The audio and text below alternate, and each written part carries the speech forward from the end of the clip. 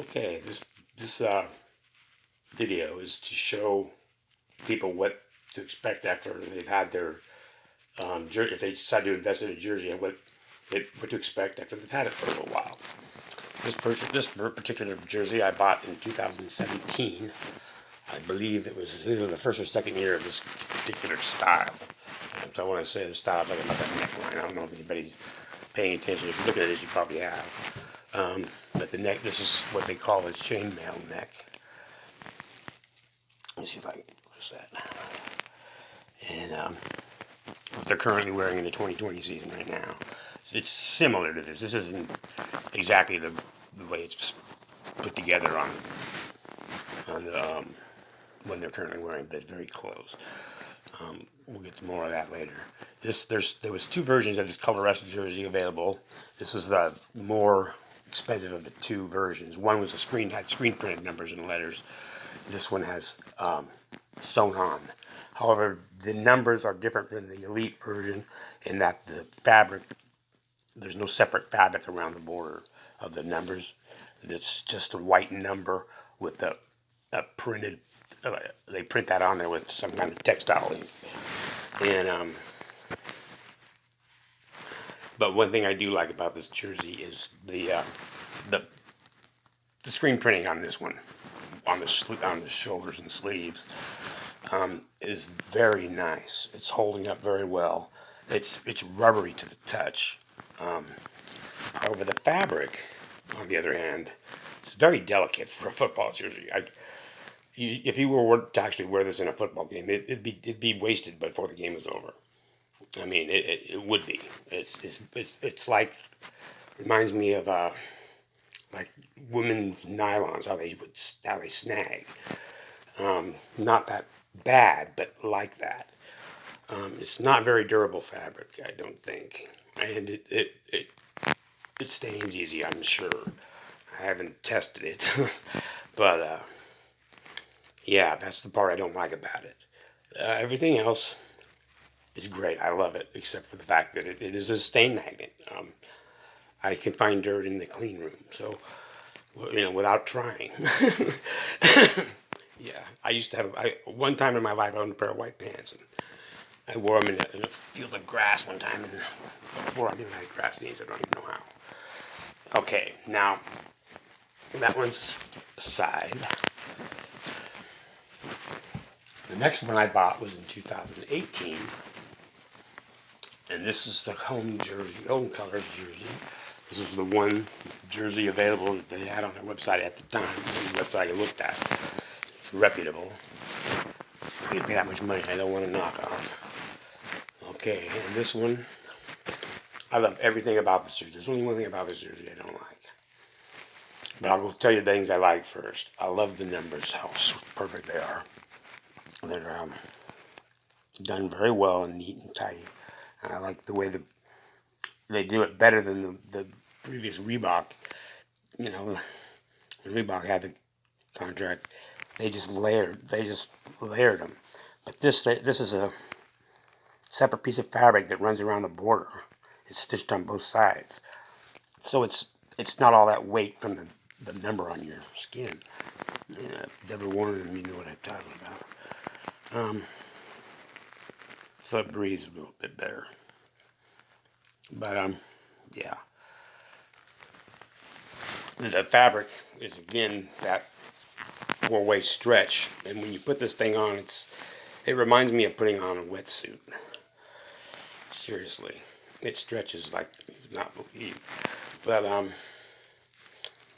it's got the current style of neckline that they're wearing with the chainmail and the silver NFL shield. The thing I don't like about it is the screen printing. I think it's due to the fact that the fabric stretches so much. I think that's part of it. But it's failing. And I don't know if you can see that. It's cracking and starting to peel a little bit. And it's cracking virtually everywhere it's at. Whether it's green or gray, it's cracking. Which is not good. So eventually it's just going to be awful.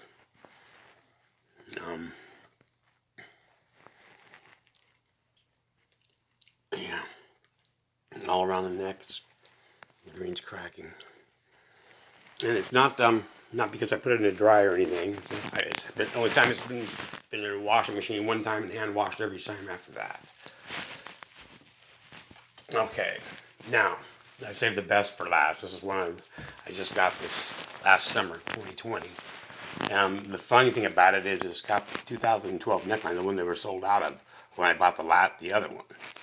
And this is my favorite. The tailormanship. I don't know what the right word terminology is, but it's very well made, and they put some time into it. It's not just thrown together. Why they did the way they did, I don't know. I suppose they had some kind of science behind it, but the side panels are four pieces actually. You know, the ones that run on the side of your waist. Four pieces. And this got this mesh fabric here incorporated in with this four-way stretch, which is again just like the other one. It's like a wetsuit. It's very, very weird to wear. Most shirts that you wear when you know if they're tight in the shoulders, you almost feel like you're going to tear it when you move your shoulders, like you could if you really wanted to. This stuff, I don't know. It's just hard to explain. You have to wear it to understand it. It's not a bad feeling. But they got the one panel in the front for where the numbers go, and it goes up into the collar, and they got that rubbery thing with stitching. I guess it's supposed to help keep the collar from losing its shape, getting torn, whatever. Both of this one and the other one are size 48, in case you were wondering. Then on the back of this one, and this one, there's everything about this one I like. The mesh is on the back. I mean, I can't say I wouldn't bitch if it wasn't on there, but I'm not going to complain because it is mesh. But it's got again a panel for the number in the back, but this on the back is all mesh, except a different kind of fabric than the main. It stretches solid fabric. But yeah, so if you're planning on buying one, think hard because, I would get one now while they're selling these 2012 style ones. When Nike first got that contract from, stopped using Reebok, they started using Nike. This is the first type of jersey that they made. And I just think it's odd that they were sold out of them, and now suddenly they're back, but they're not even wearing these jerseys anymore. I don't understand why they would go back to an old style, old pattern. It just seems odd. But I'm not complaining because I do like the screen printing on this one. It's not as good as the Color Rush, but it doesn't seem like it's going to deteriorate too soon. I think I'll get a lot of use out of it. And that's really what I wanted. I wanted a jersey I could wear for the rest of my time as a fan. I spent a lot of money on it. I want one that's going to be nice and going to look nice for the rest of the time I have it. So that's about it. I hope this video was informative for you. You learned something and helped you make up your mind whether or not you wanted to invest all that money in one. My recommendation is, though, buy it in the off season. You'll save yourself $100 or more probably.